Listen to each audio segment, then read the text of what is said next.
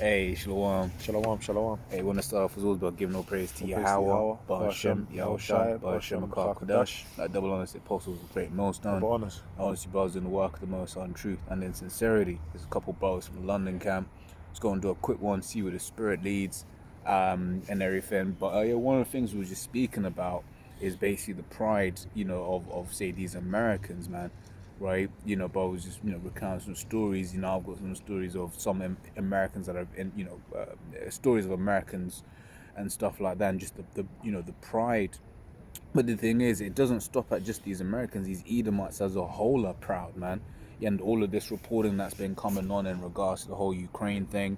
I don't know if you've seen like the clip of the Trevor Noah clip. I ain't seen it yet. But basically, he's just basically, pulling out loads of different receipts on how the, Ukraine situation is being perceived in the fact that now you're dealing with blonde-haired, blue-eyed people. He's just saying, oh, this isn't some third world country. This is a relatively civilized country, i.e. an Edomite, a country sort of people that look like Edomites, man, you know. So just like I said, because speaking on the pride of this man, I'm gonna read from Ezekiel 28th chapter, 2nd verse, and then I was just gonna say as well, Salaki Akim, about the lighting. We're just with the Akim, we're kind of out. We just kind of found a spot that we could possibly find that was relatively quiet, and we're outside, so relatively quiet and decent, kind of decent lighting, but it's not the best, So lucky for that. But when we wanted to speak on this topic, man, Is it? Nah, it's cool. We'll probably should. Yeah. Always leave it like that. You're gonna. Oh, okay, I get you. I'm trying to Yeah, that might help. do. It's because of the way the light. Maybe if we just. Yeah. You reckon if we switch so that's behind us, but even then, if we kind of do like a switch like that way. Okay, cool. Maybe Well, what about if you sit there? Does that work? I'm gonna check now. Salaki Akim. You know what? That's much better. Much better, yeah. Yeah, Well, much let me better. come around. Yeah, at least this way we've got a bit of view on what's coming around us. Yeah, as the brother was saying, man. Hey, first of all, America is called, Babylon the Great. In the scriptures, that great city, that golden city. Let me say, that's gonna be destroyed, man. And there's so many scriptures, Jeremiah, Isaiah, Revelation, that go into the destruction of that place. And as you were saying, man, you speak to these Americans, they're so proud. They really every time I speak to them, I get that sense of like any topic that comes up about, especially with what's happening now. The pride is like, we're the greatest country, and because they've been that superpower for so long, that bully upon the earth, that hammer. Well, you know what? For the longest you've been being exposed. Your currency's being devalued, and pretty much, soon everyone's gonna be shooting nukes at you. That's it. And you can kind of see how it's all, being set up. It's all a game that's being played at the moment. Right, this is Ezekiel 28. I'm going to start from verse 2. It says, Son of man, say unto the prince of Tyrus, which that modern day is representative of this man Esau, right? So-called white man, right? It says, Thus saith the Lord power, because thine heart is lifted up, and thou hast said, I am a God. I said, in the seed of God, in the midst of the seas, yet thou art a man, and not God, though thou set thine heart as the heart of God, right? So this is basically going into how this man is proud because thine heart is lifted up. What's that referring to? That's referring to pride. That's referring to, when someone's heart is lifted up, that they have that lofty look of, oh yeah, I'm better than you, I'm richer than you, right? All of that stuff. Yeah. They have that spirit about them, right? But basically, what's being said here is, but Esau, you're but a man. You can move as proud as you want, but you're a man, right? And I'm going to jump down to the 9th verse. Right, it says, Will thou yet say before him that slayeth thee, I am God, but thou shalt be a man. Now no God in the hand of him that slayeth thee. So despite all of the pride that you have, all of the pride that you exude, you push out, you give, right? You're gonna die the death. You're gonna die still. The Lord is still gonna destroy your kingdom in 1 hour as well, right? Yeah, and ultimately, Yahushua is going to be slaying you, man. So are you going to be able to turn around and say, well, you know, I'm a God, when you're actually faced with a God? That's it. Okay, when you're faced with our power, you know, That's it. when you're faced with the force, True power. yeah, the full forces of Yahweh Shemiel Shai, the angels, then what are you going to do then? That's You it. know, nothing, man. Hey, in fact, all the armies of the earth are going to come up against the Lord. That's in the 2nd Ezra 13th chapter. Oh, it's pulled it up. Yeah. Oh, Spirit, yeah. Might as well read that unless you got something. Yeah. No. I was yeah. I'm gonna. It's second as 13, and do you want me to start anywhere particular? Just Where I go, wherever we want to okay, go. cool.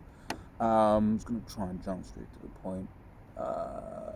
I'll start from verse 7. It says and 8 rather. It says, and after this I beheld, and lo, all they which were gathered together to subdue him were sore afraid, and yet durst fight. Why? Because the Lord's gonna put the Spirit on them. Right, you know, at certain times, you know, a sane man's gonna be like, "What? Aliens? Aliens?"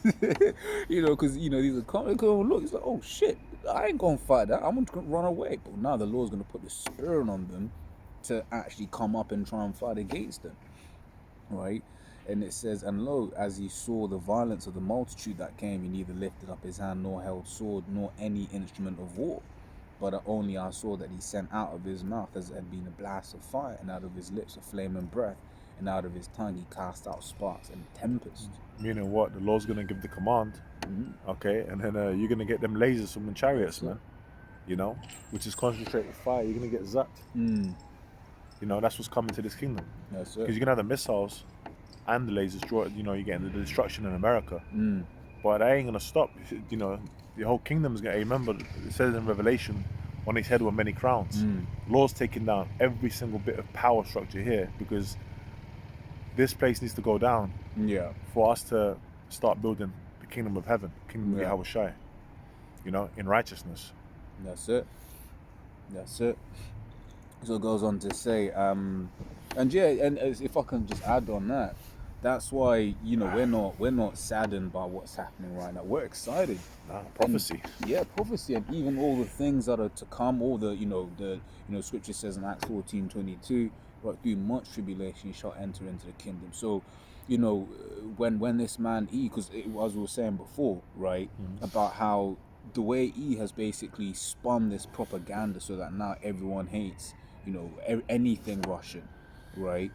It's the same thing they're going to do to us. But all of those things are needful for us to enter into the kingdom, right? All of this man's kingdom has to suffer and has to go down. Things have to get bad here so that we can get the good stuff in the kingdom, you know? So, it was scripture say about the light affliction, but for a moment, worketh for you a far more exceeding weight of glory. That's it. You know, we're gonna get the glory when our Lord Yahweh Shai gets the glory upon the earth, man. That's it. You know, but until then, we're gonna be defamed. You know, we're gonna be, you know, really we're infamous now, starting with our apostles and elders. You know, they're all trying all kinds of tactics to try and put down the Israelites. But you know, that's because we got the truth. That's it. And as such, there are certain things that we are just not going to be doing in this particular kingdom. Like, for instance, it's something that I've observed in terms like there are people that haven't taken, took the juice, but then they can see that this whole Russia-Ukraine thing is BS. And vice versa, you have people that didn't take the juice, but they've fallen for this whole Russia-Ukraine thing. Right, but because of the way we're speaking, we're like, these things are gonna happen. Nonchalant. I ain't taking the juice. All of that sort of stuff.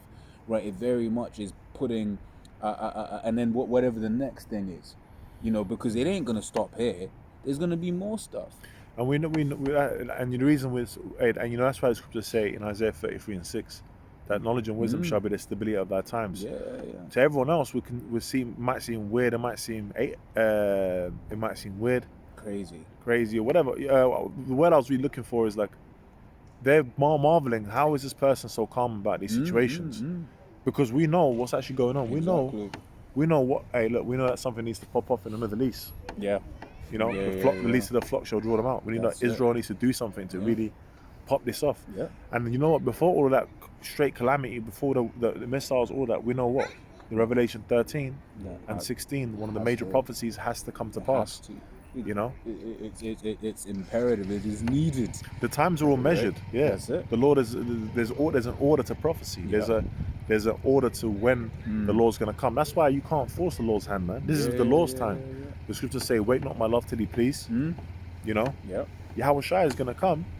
Okay, but the Lord ain't going to come until what? Until he's kept us from the hour of temptation. Lord willing, we want to be of that number that's kept from the hour of temptation, which is what? You know, the charagma. Yeah. And I was going to say, and the thing is, we understand that first things have to get so bad that people are going to be deceived into taking the thing, because you know Jacob's trouble. Yeah, Jacob's trouble. Because the thing is, there's the deception first, and then there's the forcing. You know, which could they both speak about how at first, you know, people are going to take it because they're going to be deceived.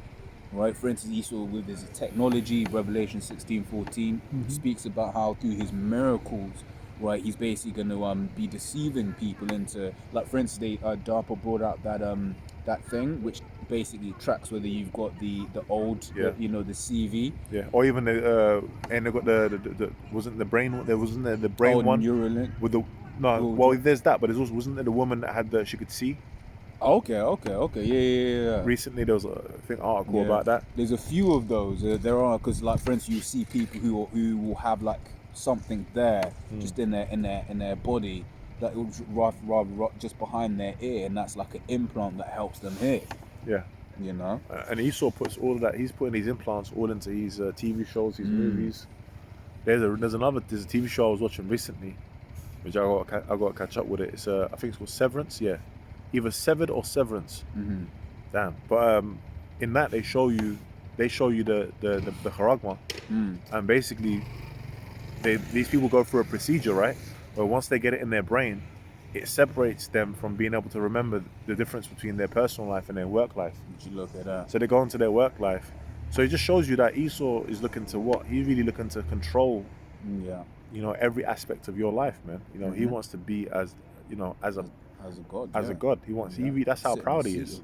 You know, and he's already done that. He's already shown his image.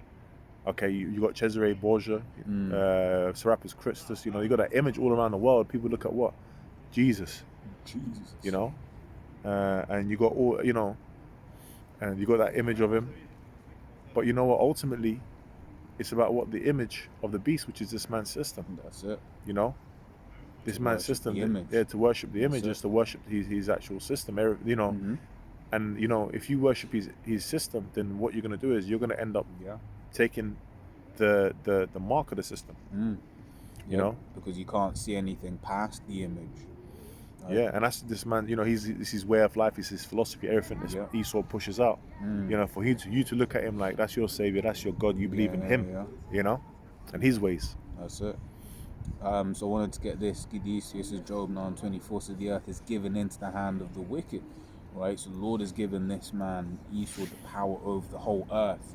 Right, and as such, he's used that power and abused that power rather, right, to basically create a society where, for instance, everyone's completely dependent on him. So as such, right, when he comes along and crashes the system, guess what? People are just going to comply with whatever solution that he's going to come with, okay? It says he covereth the face of the judges thereof, if not wherein, who is he? Yeah, sorry, if I can just clarify. Yeah. You know, we're talking about the different ways of the system. Like if you're in, you believe in the LGBTQ, you believe in the democracy and all these things, and that's you worshipping the image. You're in line with that, you know? Just to give you an example, because I just wanted to make sure I clarified that. Yeah. You know, so people don't get confused, because I mentioned Cesare and all that. Oh, you know, just so people don't get confused out there, man. I understood you. Go on, Understood you. But yeah, and that's it, man. You know, it's that all of these different philosophies that this man pushes that the whole world adheres to, you know.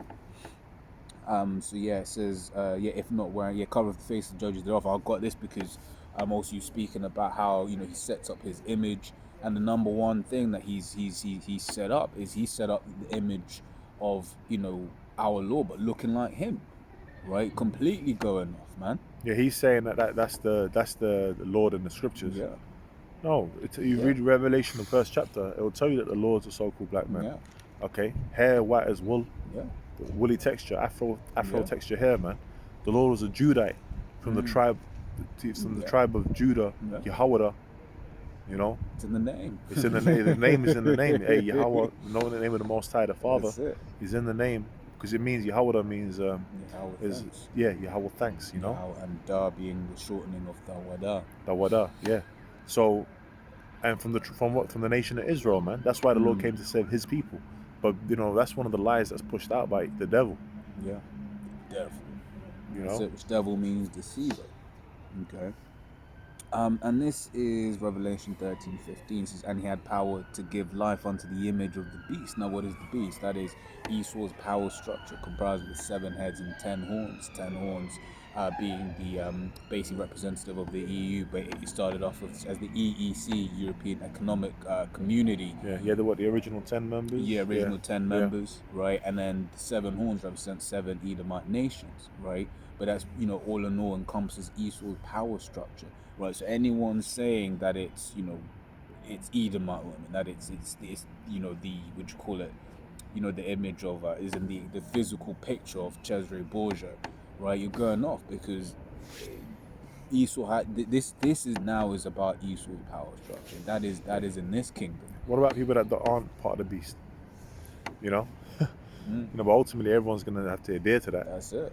You know, well, you ain't gonna make no Muslim turn into Christian. And them motherfuckers.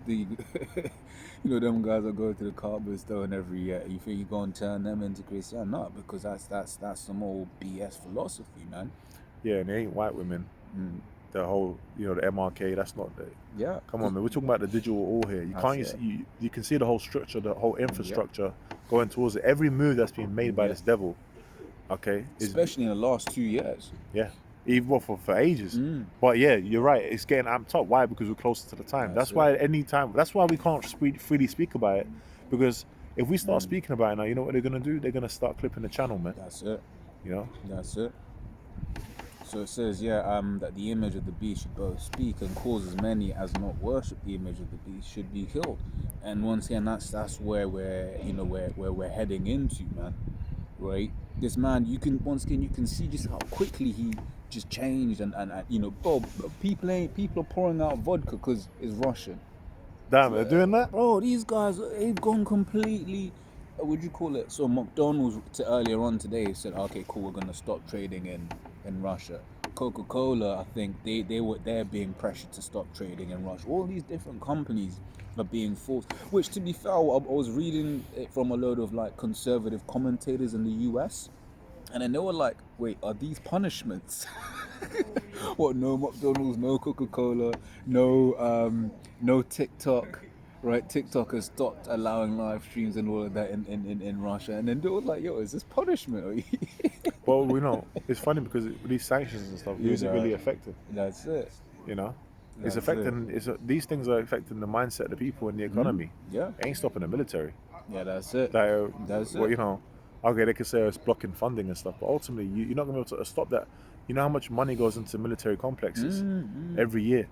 It's not going to be able to stop all those decisions. And you know what? The Lord has put into Putin's mind anyway to do the things that he's doing. That's it. That's it. Hey, because at the end of the day, that's in Ezekiel 38. So like, yeah. That's I'll put an evil thought in my mind.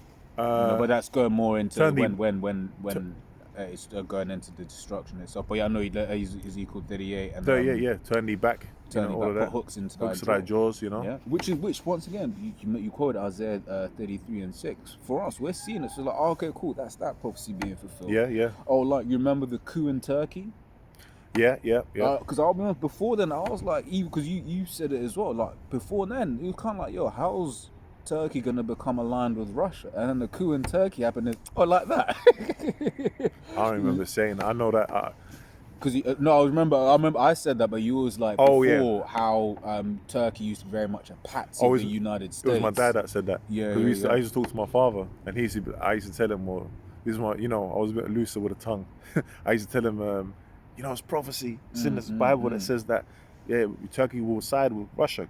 My dad was like, Turkey's a lapdog of the Americans. You can never see it. But then when that plane got shut down, then the coup and things happening, the S-400s. Yeah. Then he starts to be like, oh, they're starting to Russia, But that's the thing. See, these people, because my father, you honor your father and mother, but he's in the world. He's an unbeliever, and as it stands, and pretty much, man, the thing about that is that's why we got the faith. it's like the brother's saying, we're just to say what 2 Ezra 9, measure the time diligently in itself. We're actually measuring. That's what we're doing because we're patiently waiting. Patience, we're going into suffering. Every moment we're here, we're suffering. You know what it's like? It's like bingo. All right. Oh, yep. I got this number. Yeah. That's a brilliant analogy. Yeah.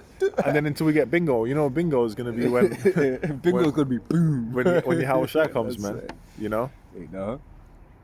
No, it says, yes, son, Ezekiel 38:2, son of man, set thy face against Gog, the land of Magog, the chief prince of Meshech and Tubal, and prophesy against him. And say, thus saith the Lord power, behold, I'm against thee, O Gog, the chief prince of Meshech and Tubal, and I'll turn thee back and put hooks into thy jaws. And what's that going into? Basically putting that, making Russia go back into that Soviet Cold War mentality, right? So the fact that, you know, they're saying, he wants to basically get Ukraine back into the USSR, that's fulfillment of prophecy, right? So now bring thee forth. It's like, so in verse 3 it says, I'm against, he was the Lord against Russia, because they're Edomites. I say Edomite art. Yeah, they're just another tool. Yeah. Scripture say, if Satan be divided against Satan, how shall his kingdom stand? It's just another tool that's going to be used to bring down the nation, man. That's it. You know, is Russia versus America? That's Edom versus Edom. You know, that's it. So it says, I continue on Probably verse. wrap it up soon. Yeah. Ezekiel verse 4 now, it says, and I'll turn thee back and put hooks inside jaws, and I'll bring thee forth and all thine army, horses and horsemen, all of them clothed with all sorts of armor, even a great company with bucklers and shields, all of them handling swords.